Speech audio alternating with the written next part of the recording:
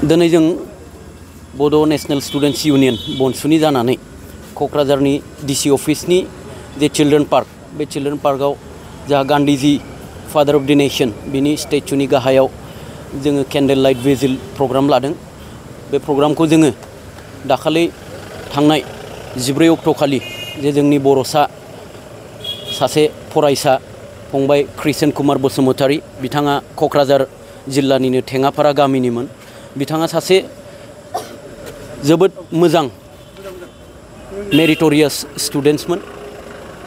बिथाङा अबथिरा जिउ गोमानांदों एबा बिथांखौ खैसाराव खोख्लैनानै सोरबा कालप्रिटआ एबा दुथांफोरा बुथारदों। दा बिथांनि जे जिउमाया आलो गोजोनै सान्थियै थानो हाथों बिनि थाखाय जों आर'ज गाबदों। बेजों लोगोसे जोङो दिनैनि बे केन्डेल लाइट भिजिल प्रग्रामजों जोङो बेखौनो फोरमायहरनो सरकारनिसिम आखायाव लादों जे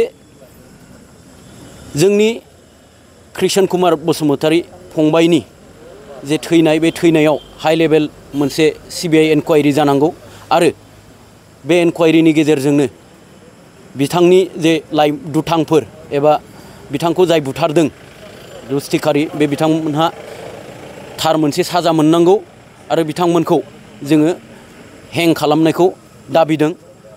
बेजों लोगोसे जोङो गासैबो रायजो राजा आइ आफा आरो लाइमोनफोरखौ जोङो खावलायहरदों जे इयुननि समफोराव सांग्राङै थायो जाहाथे बेफोरबादि अघटन एबा असामाजिक कार्जफोरनि जोङो साफा साफा भिक्टिम जाया।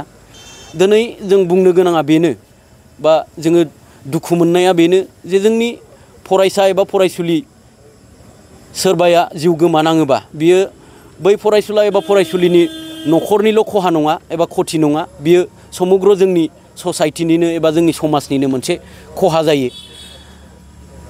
A student who dies or who loses his life is not only the loss of his family but also the loss of the society.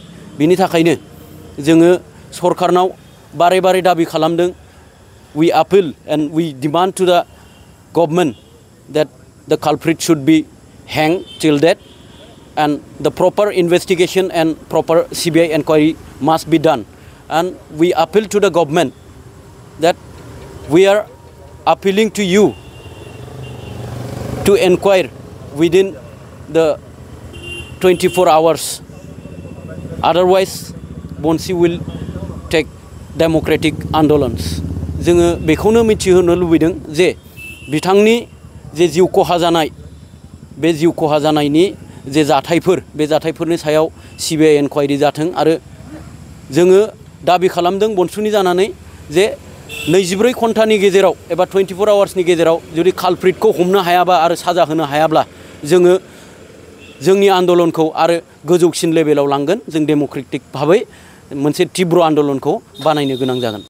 Baksa जिल्ला खख्लाबारि हजुआ सकनि KK रडजों थांनाय लामायाव थानाय MB रिफाइनिं हाउसआव मबाइल ग्लास गावनायखौ गोरलैयैनो फाहामनो हानाय गोदान OCA मेसिन लानानै फैदों।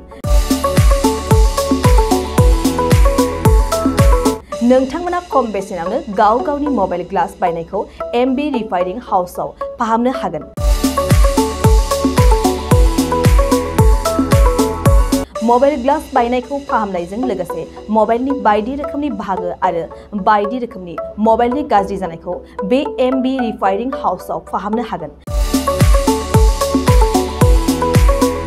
बायदि रोखोमनि mobile glass, mobile temper, mobile charge, headphone, pen drive, memory आरो mobile battery, computer, mouse, computer keyboard आरो मबाइलनि बायदि बायदि रोखोमनि बाहागोफोरखौ मोननो हागोन।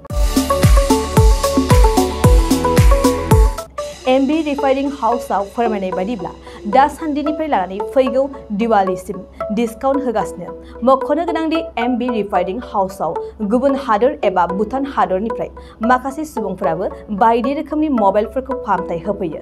आबुं मोनथिनो थाखाय 8471972412 नङाब्ला 7002741465 जानबुं अनजिमायाव जगाजग खालामनो हागोन। सम फुंनि 8:30 रिंगानिफ्राय मोनाबिलिनि 8:30 रिंगासिम।